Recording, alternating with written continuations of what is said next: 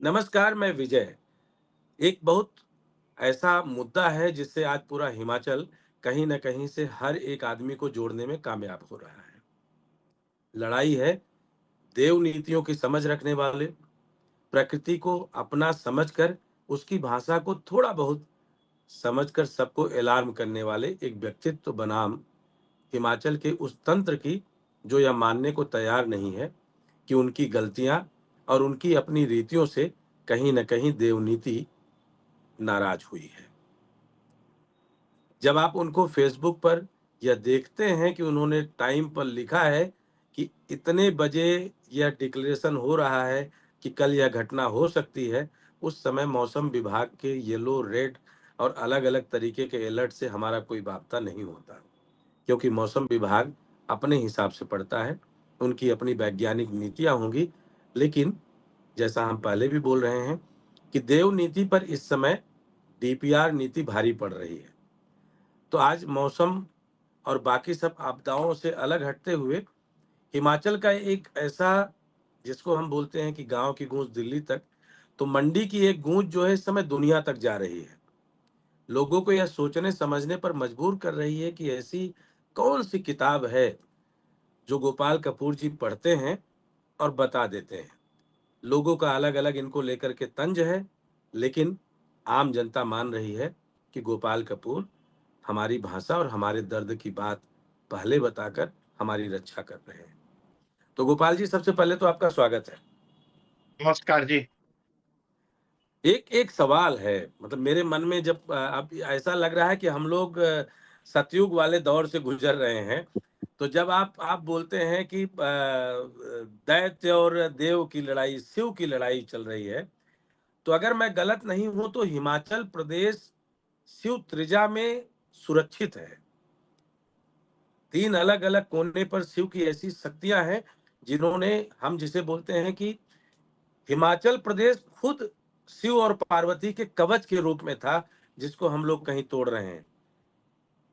तो आपका क्या मानना है? ये जो आप जालंधर और किस कुछ लोगों से बात चल रही थी, फिर भस्मकर, फिर कल शंखचूड़ का जब आपने ज़िक्र किया, तो लोग लोग बोल रहे थे कि उन्होंने अभी बोला है और ये कुल्लू से होके जा रहा है, तो बारिश शुरू हो गई जी। गोपाल जी ने सही बोला था कि अब दैत्य निकला है हमला करने। तो क्या है यह पूरा मामला? देखिए, बेसिकली हमारे पुराण जो हैं, शास्त्र जो हैं, यो बिल्कुल विज्ञान है। वो ऐसा विज्ञान है, जहाँ तक जो तथाकथित आज का विज्ञान इसके आगे कुएँ का मेंढक है, ठीक है?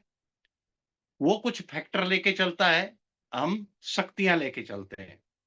बेसिकली जब मैं शंखचूड़ दैत्य की बात करता हूँ और उनके सैनिक की बात करता हूँ, तो उनके दैत्य सैनिक का अर्थ होता है अलग-अलग प्रकार की सेना होती है तो अलग-अलग प्रकार के बादल। जैसे शंखचूड़ का दैत्य का सैनिक होगा तो वो क्यूमुलोनिम्बस बादल होगा, जो सबसे ज़्यादा खतरनाक बादल होता है। ठीक है? थोड़े कमज़ोर सैनिक स्ट्रैटस बादल होंगे, इस प्रकार की कई कैटेगरीज़ हैं। जैसे एक सेना होती है, सेना में पैदल सैनिक है, घुड़सवार है, रथ सवार है, फलाना सवार है, ठीक है कि नहीं? और इस प्रकृति को नियंत्रित करने वाले महादेव प्रकृति के मतलब प्रमुख हैं, ठीक है? मतलब प्रकृति ही इन चीज़ों को उत्पन्न करती है और प्रकृति ही इनको चीज़ों को कंट्रोल करती है। जैसे उदाहरण के लिए, मैं कल परसों रात को आधी रात को था, क्योंकि मेरे को कुछ लोग बड़ा क्रिटिसाइज़ कर रहे थे मीडिया पे, तो मैंने ऐसे मज़ाक में एक पोस्ट लिख दी। मैंने कहा 4 बजे तक तुम्हारे घर के पीछे शंखचूड़ दैत्य के सैनिक भेजूँगा। मैंने तो मज़ाक में लिखा, पर दिमाग में आ भी रहा था, भई ऐसा होगा मंडी शहर के अंदर। और मंडी शहर के अंदर जो 3 बंदे मेरे को क्रिटिसाइज़ कर रहे थे, 3 अलग-अलग लोकेशन के, एक जेल रोड, सैन मोहल्ला और बिजनी, ठीक है जी? सिर्फ़ इन 3 जगहों पे एकदम से क्लाउड बर्स्ट टाइप सिचुएशन हो गई, बादल गरजने लगे। आप सोचिए सिर्फ़ इन 3 लोकेशन पे, जबकि यहाँ से जस्ट 1.5 किलोमीटर ब्यूली है, वहाँ कुछ नहीं हो रहा, वहाँ धूप खिली हुई है। और उन्हीं में से वो बंदे फिर लाइव कर रहे हैं। ये तो वार्निंग नहीं थी मौसम विभाग की, ऐसा था, वैसा था, फिर ग्लोबल वार्मिंग फलाना अपने साइंटिफिक लॉजिक देने लगे और मेरे खिलाफ भी अनजाने में नाम नाम तो नहीं लिया, बोलने लगे कि वो अंधविश्वास फैला रहा है, फलाना कर रहा है, फलाना कर रहा है, मौके का फ़ायदा उठा रहा है। मैंने कहा मैं कहाँ मौके का फ़ायदा उठा रहा हूँ, जब से मैंने पिछली साल से आंदोलन किए थे मस्जिदों के खिलाफ, तब से मेरे सारे अधिकार, सारी कमाई ठप है। मैंने तो लाखों गँवाया आज तक। और मैं मौके का फ़ायदा नहीं उठा रहा हूँ। मौके का फ़ायदा तब उठाता जब मैं इस फ़ील्ड में अब बोलता। मैं तो इस साल के लिए फरवरी महीने से चिल्ला रहा हूँ। लाइव वीडियो में भी, आर्टिकल्स में भी और शेरी मंच के भाषणों में भी, पब्लिक स्पीच में भी चिल्ला रहा हूँ इस बात के लिए। कैसा हो जाएगा, हो जाएगा, हो जाएगा। और जब होने वाली बात होती है तब मैं लिख देता हूँ, हो रही है, अब हो जाएगी। दूसरा, जब ये सारे लोग चुप हो गए, किसी का बस नहीं चला तो इन्होंने क्या किया, एआई से वीडियो अच्छी क्वालिटी का क्रिएट करना पेमेंट बेस पे होता है। मंथली चार्जेज होते हैं, कोई मुफ्त में नहीं मिलता। इंस्टाग्राम पे होड़ लग गई, फेसबुक पे होड़ लगी, एआई से वीडियो क्रिएट करके मेरे क्रिटिसिज्म के मैंने लिखा था भाई कुल्लू पहुंचेंगे। उधर कुल्लू तो पहुंचे नहीं, बादल उसने गोपाल कपूर पे ही हमला कर दिया, गोपाल कपूर भाग गया, फलाना हो गया, ढमकाना हो गया। मैंने मजाक में लिख दिया दिन को। मैंने कहा यार कोई बात नहीं, अभी ट्रैफिक जाम लगा हुआ है, सड़कें चालू नहीं है तो उनको पहुंचने में टाइम लग रहा है, लेट हो गए। और आप देखिए 4-5 बजे के टाइम एकदम से बिल्कुल क्लियर मौसम हुआ, धूप खिली हुई है और एकदम से क्लाउड्स आए और कुल्लू वैली में 4-5 जगह क्लाउड बर्स्ट हो गए। ना पिछले कल मौसम विभाग की कोई वार्निंग थी, ना आज की कोई वार्निंग थी। तो मैंने इनसे प्रश्न पूछा लोगों से जो मेरे को क्रिटिसाइज़ कर रहे थे। मैंने कहा तुम्हारा करोड़ों अरबों रुपए का मौसम विभाग है। इतनी बड़ी-बड़ी यूनिवर्सिटियाँ हैं, जेएनयू ऐसी, वैसी, वैसी, क्या ये देश का भट्ठा बटाने के लिए है? जब मैं अपने शास्त्रों के आधार पे प्रिडिक्ट कर सकता हूँ, ऐसा होने जा रहा है, तो आपके पास तो सैटेलाइट है, अरबों रुपए का बजट है, करोड़ों का ज्ञान है, यहाँ तो लाले पड़े हुए हैं बीड़ी सिगरेट पीने के। मैं तो सिर्फ़ एक ये अपना शिव पुराण निकाल काट दीजिएगा बीड़ी ये सिगरेट एक साहब तो कोई बात नहीं। हाँ, हाँ। ये नहीं, नहीं, ये एक बड़ा बड़ा मतलब अच्छा वाकया जब आपसे आपको लाइव देख रहे थे और बातचीत कर रहे थे, चर्चा में है इस समय कि जैसे कल आपका लाइव देख रहा था तो आपने बोला कि भई ना गुर हूँ, ना पुजारी हूँ, इस तरीके का जो एक शब्द था, मेरे ज़हन में हुँ, सिर्फ़ हुँ। एक सवाल आता है और बड़ा सीधा सामान्य हुँ, सा हुँ। सवाल मेरे ख़्याल से हर हिमाचल के व्यक्ति के अंदर इस समय होगा। हुँ, हुँ, हुँ। ऐसी कौन-सी चूक लग रही है जो हिमाचल के लोग कर रहे हैं? जैसे आपने कुछ एक टोटके की हुँ। बात की थी जिस पे लोगों ने आपको क्रिटिसाइज़ किया था। तो हुँ, हुँ, हुँ। हमारा मानना है कि पहले पहले बचपन में हमने पढ़ा है कि जब कोई दैत्य नाराज़ हो जाता था तो उसको लोग भोजन देते थे रिश्वत के रूप में। हुँ, हुँ, हुँ, कई हुँ। बार हमसे इस पे शंकराचार्य से भी बात हुई इस बारे में, क्या हम हुँ। लोगों को रिश्वत देनी पड़ती है? तो हुँ, हुँ, उनका हुँ। उनका भी यही था कि नहीं, हर एक का अपना-अपना आहार होता है। हुँ, तो क्या हुँ। ऐसा लगता है कि हिमाचल प्रदेश में इस समय जो माहौल बना है पूरा, जो एक हुँ, ज़ोन हुँ। बन गया है इस तरीके के हाँ, आपदा का, क्या हाँ। शिव का त्रिनेत्र खुल गया है? आपने तो बोला है कि बिजली महादेव से शिव जी आज निकल गए, छोड़ कर हाँ। के दैत्य को आज़ाद करके, तो इसका इसका क्या सेंस लगाया जाए? दैत्य को भोजन देना पड़ेगा, ठीक है? और दैत्य का सबसे प्रिय भोजन जो है वो सूअर का मांस है। क्योंकि ऐसा होता है क्योंकि खाते भी थे लोग, सब कुछ था। 99% नॉन वेजिटेरियन है। हिमालय रीजन में जो ठंडे इलाके हैं, प्लेन के इलाकों को बड़ी अजीब बात लगती होती है। ये पूजा पाठी आदमी, फलाना आदमी, ये कैसे ऐसी बात कर सकता है? लेकिन हमारे यहाँ तो नवरात्रों में भी जो स्टॉल लगते थे, उसमें मीट और लूची बनता ही बनता था, उसके बगैर नवरात्रों के मेले पूरे नहीं होते थे। ठीक है? नवरात्रों में विशेष रूप से मांस और लूची खाई जाती थी। लेकिन धीरे-धीरे हर जगह की एक परिस्थिति, भौगोलिक, सांस्कृतिक, भौगोलिक पर्यावरण के हिसाब से अलग-अलग खान-पान क्षेत्र होता है, ठीक है? जब हम एक ही डंडे से सारे को हांकना शुरू कर देते हैं, तो फिर गलत होता है। अब पहाड़ों के लोग वीर भी होते हैं, बहादुर बहुत होते हैं, फौज में देख लो, मुझे ही देख लो, इस उम्र में अगर कोई पंगा हो जाए, मैं अभी तलवार उठा के अकेला भाग भीड़ के पीछे पड़ जाऊँगा, अब भी। मैं ऐसा बंदा हूँ, क्लास 1 ऑफिसर रहने के बावजूद भी। बहादुर भी होते हैं, ठीक है? तो हर एक इलाके का अपना-अपना एक संस्कृति, डेमोग्राफिक सेटअप होता है। लेकिन अगर वही बात है, अगर मान लो कोई बनारस के बाबा जी हैं, वो सुबह उठ के 4 बजे डुबकी लगाते हैं और भाषण देते हैं, चिले बना देते हैं, पहाड़ों में आकर कि जी सुबह 4 बजे उठ के स्नान करना है ठंडे पानी से। तो भाई लाहौल स्पीति या लद्दाख का बंदा कर पाएगा? मर जाएगा वो तो। उसका अपनी जियोग्राफिक कंडीशन है। तो सबसे बड़ी समस्या सनातन धर्म में एक और भी है कि सनातन धर्म में हर एक बंदे को एक डंडे से नहीं, इसमें हमारे में वैरायटी है। वैष्णव भी हैं, शैव मत वाले भी हैं, काली को भी मानने वाले हैं, ठीक है? अब मान लिया हाई कोर्ट में एक जज आ गया, बड़ा भारी वैष्णव शुद्ध, और वो बैन लगा दे कि मंदिरों में जो हमारे यहाँ बलि प्रथा होती थी पहले, भाई बैन कर दो। अब हाई को एक एक बंदा डिसाइड कर रहा है, एक बंदा डिसाइड कर रहा है, और पूरा सिस्टम, क्योंकि इन पहाड़ों में 2 तरह की शक्तियाँ पूजी जाती हैं, आप अभी भी चले जाएँगे। देवता को भी पूजा जाता है और दैत्यों को भी पूजा जाता है। अब दैत्य के लिए दैत्य का आहार चाहिए कि नहीं चाहिए?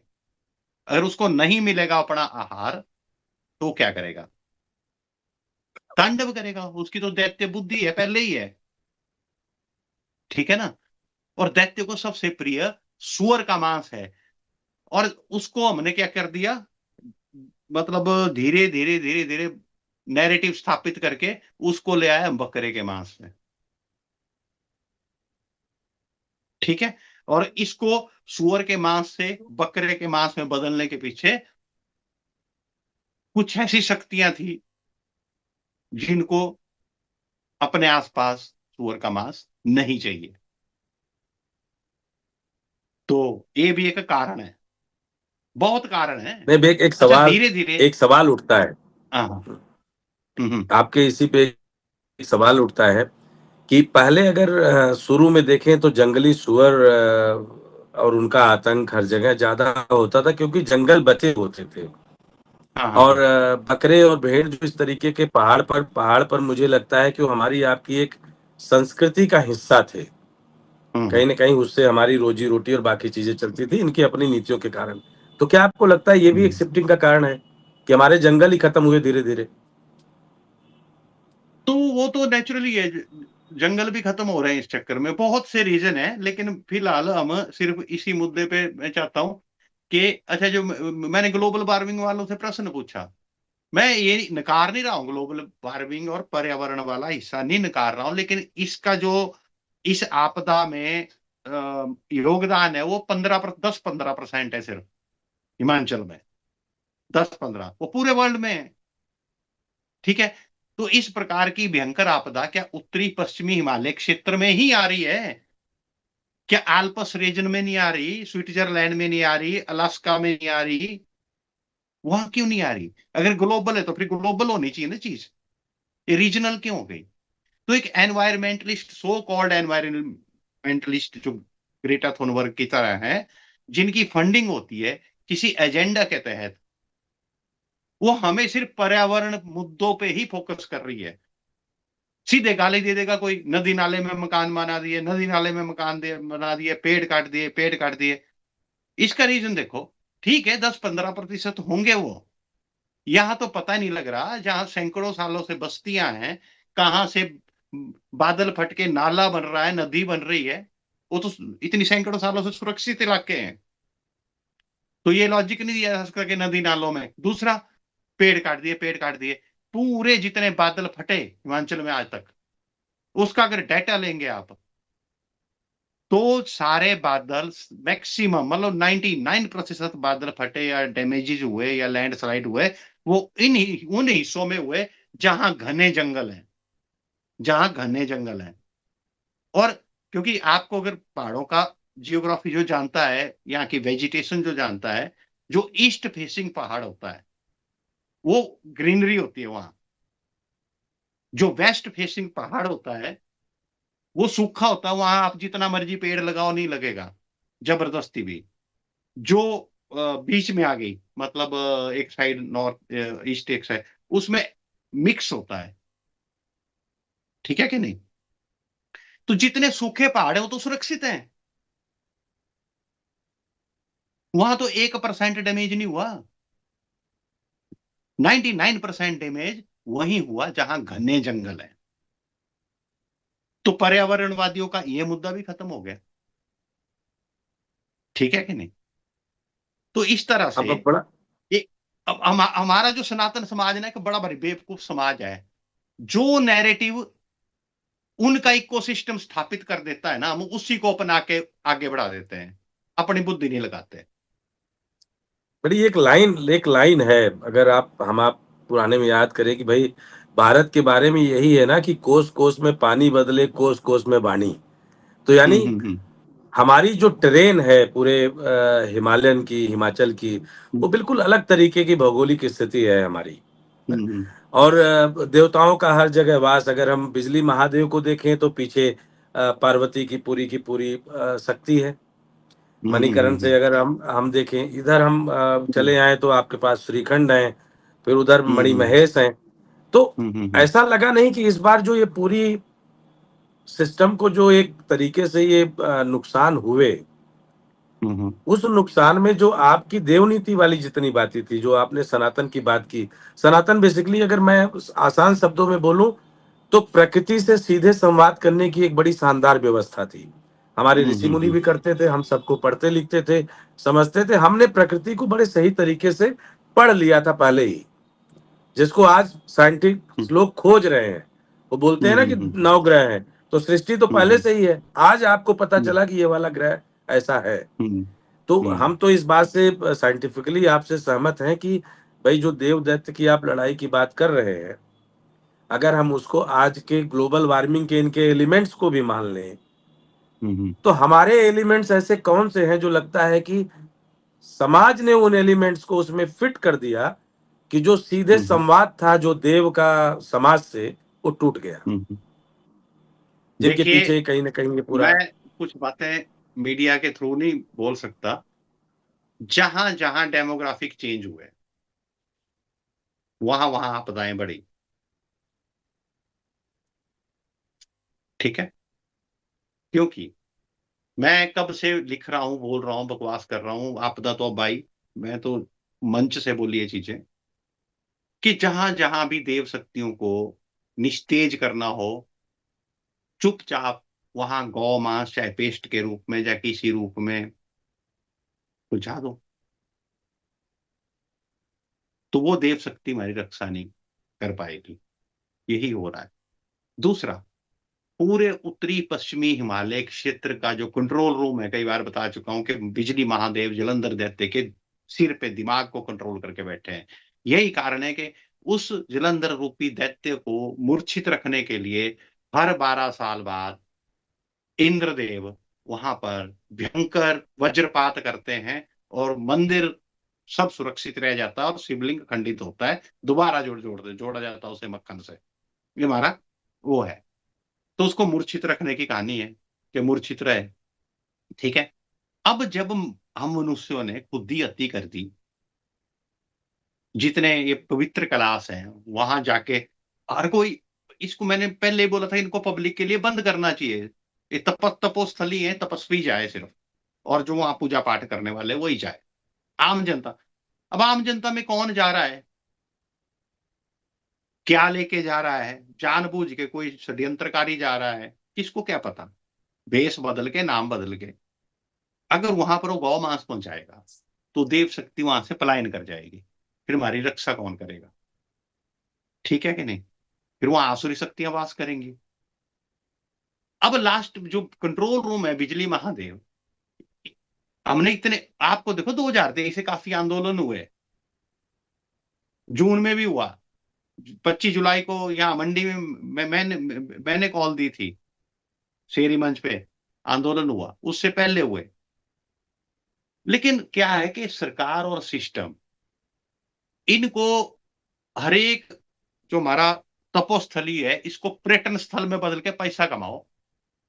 अब आप सोचो, मणि महेश यात्रा में इन लोगों ने जितने श्रद्धालुओं से फीस लेते हैं, वो मुझे लगता है कि कम से कम 30 करोड़ इकट्ठा किया होना प्रशासन ने। लेकिन आपदा राहत में पहुंचाने में, लोगों को वो करने में कितना कितना डिले किया और कितना खर्च किया, बताओ आप। कुछ नहीं किया, 2-3 करोड़ रुपए कर दिए उन्हें मैक्सिमम। तो सरकारों ने, नेताओं ने, सिस्टम ने हमारी जो देव आस्था है, इसको व्यापारीकरण करने की प्रवृत्ति पे जा रहे हैं। अबे बिजली एक एक महादेव को एक कंपनी, हाँ, एक एक, एक बड़ा बिजली इस महा पे सवाल उठता, बड़ा बड़ा इंटरेस्टिंग सवाल है जो आप कहने जा रहे हैं। मुझे लगता है कि इसमें अगर ये सवाल जुड़ जाए तो थोड़ा सबको समझ में आएगा सीधे, कि ऐसी कौन सी घड़ी थी जब आपदा आई और आपदा के बाद हमारे प्रशासन ने या सरकार ने इमीडिएट कोई एक्शन लिया। उनका जो ये आकलन करने का दौर हम्म, है, हमारे एक अधिकारी से खबर में मैंने बातचीत की थी, एनएचआई के बड़े अधिकारी हैं। उन्होंने कहा कि हमें पता था कि 2023 में इन जगह पर आफत आ सकती है। हम डीपीआर बनाकर हम इसको करने वाले थे, टेंडरिंग करने वाले थे, तब तक आपदा आ गई। यानी 2023 से 2025 तक ठेके वाली जो प्रथा है, वो जब तक उनकी सेट नहीं हुई, हम्म, तब तक आपदा ने दोबारा हिट कर हम्म, दिया। तो क्या ऐसा लगता है, अभी जैसे अब डिजास्टर एक्ट लागू किया हम्म, गया है, तो जाहिर सी बात है स्कोप ऑफ चेंज होगा वर्क हम्म, में। अब ये बड़ा खेल खेलेगी एनएचएआई और ठेका देने वाली हम्म, कंपनियां। ये मुझे 100% पता है, जो सिस्टम है यही हम्म, है। पहाड़ को ऐसे ही लोग लूट हम्म, रहे हैं। अब उन कंपनियों को वापस लाया जाएगा स्कोप चेंज करके, जिससे जो प्राइस 50 करोड़ था वो 200 करोड़ हो हम्म, जाए। और हो सकता है कि आजकल में उनका टेंडर भी कर दिया जाए ऐसी कंपनियों को। वही बड़ी कंपनियां, मैंने तो नाम लिया था बकायदे इसके पहले कि हम्म, गावर और भारत कंस्ट्रक्शन, ये सब ठेके पर ठेके वाली कंपनियां चल रही हैं। यानी अगर हमने 100 रुपए का ठेका हम्म। लिया, वो जाते जाते 40, 50, 60 तक पहुंचेगा, तो 25 रुपए आदमी है, 25 रुपए। क्वालिटी मैं कहाँ बताता हूँ करेगा। छोटा सा एग्जांपल इसका। मैंने नौकरी छोड़ने हाँ। के बाद एक टेंडर में विप्रो कंपनी को हराया था। कुछ टेलीकम्युनिकेशन के इक्विपमेंट लगने थे, तो वो किसी और बड़ी बड़ी कंपनी के थ्रू थ्रू आया।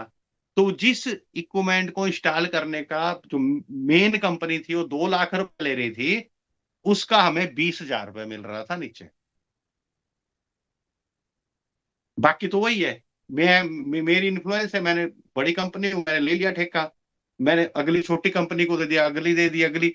और सबसे निचली कंपनी लोकल वेंडर ढूंढती है, स्थानीय वेंडर। एक एनएचआई बन रही है, तो वो थोड़ी देखेगी भाई कौन। इंजीनियर तो दफ्तर में बैठा रहेगा, नीचे नीचे नीचे जाते को गांव का छोटा ठेकेदार होगा, वो कर रहा होगा काम, और जितना दिमाग आए उतना कर दिया। बीच में मटेरियल खा जाएंगे, सब कुछ तो हो तो जाएगा। तो अब एक एक सवाल फिर और मेरे दिमाग में ऐसे बार बार हिट करता है। हम्म। कहीं ऐसा तो नहीं कि अब हमारे देवताओं ने ये तय कर लिया कि जो निगेटिव हम लोग दे रहे हैं देवताओं की शक्ति को खत्म करने के लिए, उसको हम यहीं ब्लॉक कर दें, अपने आप को डिटैच कर लें। कहीं ऐसी प्रक्रिया तो नहीं शुरू हो देखो, गई। बिजली महादेव ने कब का कह दिया कि 6 महीने के लिए मेरे को अकेला छोड़ दीजिए, कोई ना आए। बंद बैन लगा दिया बिजली महादेव ने कि कोई उनके दर्शन करने नहीं जा सकता। आज की डेट में बैन लगा चुके हैं अपने गुरु की माध्यम से। ठीक है। लेकिन अभी प्रेस कॉन्फ्रेंस में बोला था कि हमने रोक नहीं लगाई है। वो ना ना, वो बड़े भारी खेल, ऐसा कुछ। ये सारी राजनीति चल रही है अंदर खाते। 2 बार बोल चुके बिजली महादेव, अच्छा। दूसरी बार अब भी बोला है कि कोई ना आए, वहां कोई फंक्शन ना किया जाए, कुछ ना किया जाए, कोई गाना बजाना नाचना या हल्ला गुल्ला कुछ नहीं चाहिए, जाओ। ठीक है कि नहीं। लेकिन ये बीच में जो राजनीति आ जाती है, अपने अपने व्यक्तिगत बेनिफिट आ जाए। लेकिन एक बात मैं इनको बता देता हूं, मैंने लिखा हुआ है, जिन्होंने भी, जिस भी घर में गौ मांस पहुंचा है, जिस भी घर में गौ मांस पहुंचा है, उनके किराएदारों ने चुपचाप पहुंचाया है, खाया है कुछ है, वो हर एक इमारत ध्वस्त होगी, सर्जिकल स्ट्राइक होगी। सर्जिकल, स्पेसिफिक, वही बिल्डिंग उड़ेगी। मतलब ये, अब ये ये देवताओं की सर्जिकल स्ट्राइक है या ये दैत्यों की? मेरे ध्यान में आया भाई, सर्जिकल स्ट्राइक होगी और हो भी चुकी है। मैं बोल नहीं सकता स्पेसिफिक बोल नहीं सकता।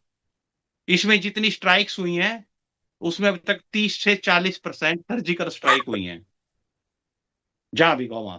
और दूसरी बात, ये जितनी कंपनियां हैं, जितने ये ठेकेदार हैं, ये हैं, वो हैं, जो भ्रष्टाचार के कारण, अपने फायदे के कारण ये कार्य कर रहे हैं, ये सारे कंगाल हो जाएंगे, सड़कों पे आ जाएंगे। अब कब एक प्रोसेस चला हुआ है, चल रहा है। या आप क्या सोचते हो, स्वराज में गरीब आदमी तो बेचारा पहले भी दिहाड़ी लगा के खाता था 500 रुपए महीने दिन की, वो आज भी खा लेगा। वो हाथ जोड़ के किसी से भीख भी मांग लेगा गरीब आदमी, भाई यार आपदा ये दे दे। लेकिन असली कौन मरे? बेनामी संपत्तियां हैं, बेनामी बगीचे हैं बड़े बड़े पॉलिटिशियन के, पंजाब के, हरियाणा वालों के, दिल्ली वालों के। बेनामी कोठियां हैं, बेनामी बगीचे हैं, बेनामी करोड़ों की संपत्तियां हैं, सारी एक झटके में बगीचे चले गए। या आप क्या सोचते हो, स्वराज में ये हमें लगता है कि जो हमारा आपका संवाद है, अब इसको हम और एक लेवल पर ले जाएं और अलग तरीके का, लेकिन समय की हमारी आपकी बाध्यताएं होती हैं। हम आप एक लिमिटेड समय में बात करते हैं। अगली अगली बार जब हम लोग जल्दी कनेक्ट होंगे तो हम लोग खुलकर बात करना चाहेंगे कि जो हमारे हिमाचल की अपनी संस्कृति है, चलन है, जो जो कम्युनिटी वाली बॉन्डिंग थी, वो शायद टूट रही है। उसको कैसे रोका जाए, और जो ये डीपीआर की पूरी एक्टिविटी है, डीपीआर नीति बनाम हिमाचल की अपनी संस्कृति, इन दोनों पर हम खुलकर चर्चा करेंगे। हमें लगता है कि आज लोगों को शायद समझ में आ गया होगा कि अपनी अपनी कुर्सी के वजूद को बचाने के चक्कर में शायद आपकी सही बात को लोगों ने तवज्जो नहीं दिया और उसका कहीं ना कहीं खामियाजा भुगत रहे हैं। यहाँ ईगो अगर हटा करके रख दिया जाए सिर्फ एक कि बात बोलना गोपाल चाहता हूँ, कपूर की कुछ, सिर्फ एक बात बोलना चाहता जी हूँ, क्योंकि मैं आंदोलनकारी रहा हूँ, सनातन के लिए आंदोलन करता हूँ। बिल्कुल जैसे होता है ना, कट मतलब अपना सब कुछ त्याग कर दो, बस ये चाहिए, हमें कोई स्वार्थ नहीं है। मेरे ख्याल 500 बंदे मेरे साथ जुड़े हुए हैं जिनसे मेरी बात हुई है, जो सनातनी, एक बंदे का एक नुकसान नहीं हुआ पूरी आपदा में। हो सकता है मेरे को बिल्कुल ठीक है। नॉलेज में ना हो, लेकिन लगभग 500 बंदे ऐसे हैं जो मेरी तरह हैं, किसी का चुन्नी का नुकसान नहीं हुआ। प्रॉब्लम जरूर झेलनी पड़ रही बिल्कुल है ठीक है। सबके। तो हम लोग थोड़ी देर का ब्रेक लेके दोबारा कनेक्ट हो जाएं। देखिए आज तो मैं नहीं दे पाऊंगा टाइम, बड़ा जरूरी कुछ काम है। ठीक ठीक है। कल ठीक है। परसों तक ठीक है। दोबारा करते हैं। ठीक चलिए, है जी। आप करिए। अभी मेरे ख्याल से कल तक आपने संकट और बताया हुआ है, सावधानी का रखा हुआ हाँ है। हाँ हाँ जी। चले, हमें लगता है कि हमारे सभी साथियों को, जो लोग देख रहे हैं, हिमाचल के उन सभी लोगों को जो हमारे अपने हैं, उनको गोपाल कपूर जी की बात को तवज्जो देते हुए सावधान रहना चाहिए। क्योंकि अगर सावधानी हटी तो दुर्घटना घटी वाला बोर्ड हर जगह हमें दिखाया इसलिए जाता है कि हम कुछ बचाव कर सके। और देव नीतियां, हमारे अपने देव, हमारी अपनी संस्कृति, हमारी अपनी प्रकृति हमें हमेशा आगाह करती है कि हम उनकी भाषा को समझ करके अपने आप को बचा सके। गोपाल जी, बहुत बहुत धन्यवाद, और उम्मीद है कि हम जल्दी धन्यवाद जी। जुड़ेंगे और कुछ ठीक अच्छी है, बातें लोगों को बता पाएंगे। ठीक है जी, धन्यवाद। बहुत बहुत धन्यवाद जी, बहुत बहुत धन्यवाद।